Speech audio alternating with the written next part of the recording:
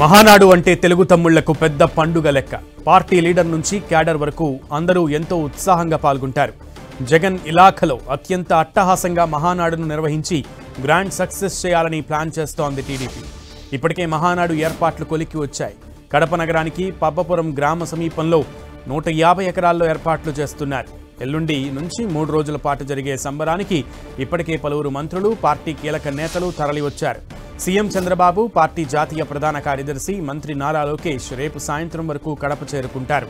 ప్రతినిధుల సభ వేదికపై సీఎం, మంత్రులు, ఎంపీలు, ఎమ్మెల్యేలు, ఎమ్మెల్సీలు, పార్టీ కార్యవర్గ సభ్యులు దాదాపు 450 మంది ఆసీనులయ్యేలా ఏర్పాట్లు చేస్తున్నారు. వేదిక ఎదురుగా 25,000 మందికి సరిపడా ప్రాంగణాన్ని నిర్మించారు. మరోవైపు బహిరంగ సభ ఏర్పాట్లను ముమ్మరం చేశారు.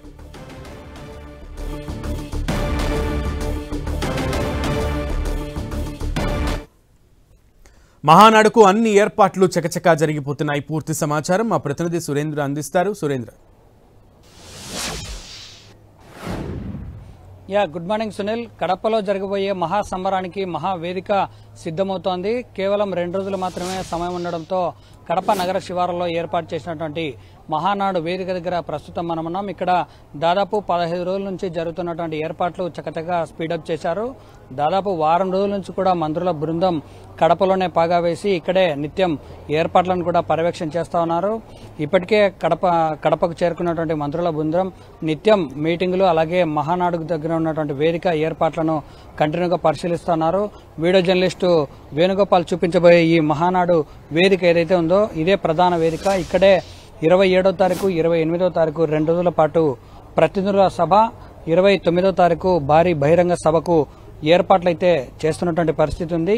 మనం చూపించబోయే ఈ వేదిక మీదనే చంద్రబాబు మంత్రుల బృందంతో పాటు దాదాపు 23,000 మందికి ఆహ్వానాలు పంపారు. మరో 4,000 మంది అదనంగా వచ్చేటువంటి అవకాశం కూడా ఉంది. సాధారణంగా గతంలో జరిగినటువంటి మహానాడు వేదికల మీద 150 మంది ప్రతినిధులు కూర్చునేలాగా ఏర్పాట్లు చేశారు. కానీ ఈసారి మాత్రం దాదాపు 400 నుంచి 450 మంది ఆసనాలు అయ్యే విధంగా అక్కడ ఏర్పాట్లు కూడా చేస్తున్నారు. స్టెప్ బై స్టెప్, అంటే చివరన కూర్చున్నటువంటి ప్రతినిధికి కూడా ముందర కూర్చున్నటువంటి కార్యకర్తలు అలాగే యంత్రాంగం అందరూ కూడా కనిపించే విధంగా స్టెప్ బై స్టెప్ ఈ మహానాడు వేదిక కూడా ఏర్పాటు చేశారు. రాష్ట్ర అధ్యక్షుడు పల్లా శ్రీనివాసరావు అలాగే మంత్రుల బృందం దాదాపు 10 రోజుల నుంచి ఇక్కడ చుట్టుపక్కల ఉన్నటువంటి ప్రతినిధుల సభకు అలాగే భోజన వసతి, పార్కింగ్ ఏర్పాట్లు కూడా దగ్గరుండి పర్యవేక్షిస్తా ఉన్నారు. మహానాడుకు వేసినటువంటి 19 కమిటీలు ఏవైతే ఉన్నాయో ఆ కమిటీలన్నీ కూడా ఇక్కడే ఉండి కంటిన్యూగా పర్యవేక్షిస్తున్నటువంటి పరిస్థితి ఉంది.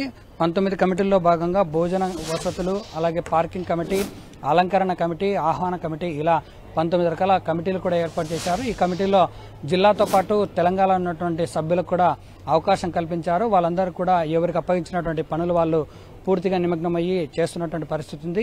మ్యాక్సిమం రేపటిలోపు ఇక్కడ ఉన్నటువంటి ప్రధాన వేదికతో పాటు బహిరంగ సభకు వచ్చేటువంటి కార్యకర్తలకు కూడా అన్ని పూర్తిస్థాయి ఏర్పాట్లు అయితే చేస్తున్నట్లుగా మనం అర్థం చేసుకోవచ్చు. సునీల్.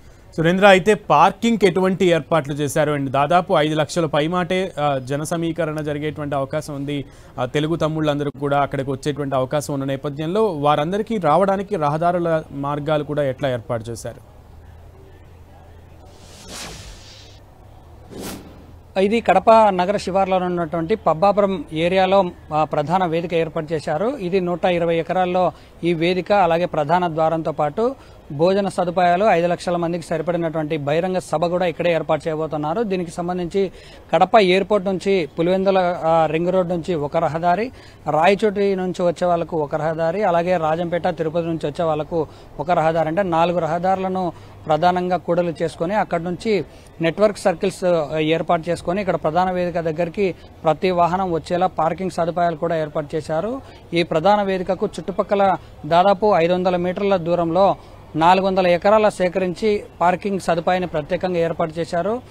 ఎందుకంటే ప్రధానంగా రాయలసీమ వ్యాప్తంగా ఉన్నటువంటి కార్యకర్తలు ఎక్కువగా ఇక్కడికి వచ్చే అవకాశాలు ఉన్నటువంటి పరిస్థితుల్లో ముందు రోజే వాళ్ళందరూ ప్రతినిధుల సభ ఏదైతే జరుగుతుందో ఆ రోజే వస్తారు కాబట్టి వాళ్ళందరికీ సరిపడినటువంటి పార్కింగ్ ఏర్పాట్లు కూడా పూర్తి స్థాయిలో జరుగుతున్నాయని చెప్పొచ్చు. సునీల్.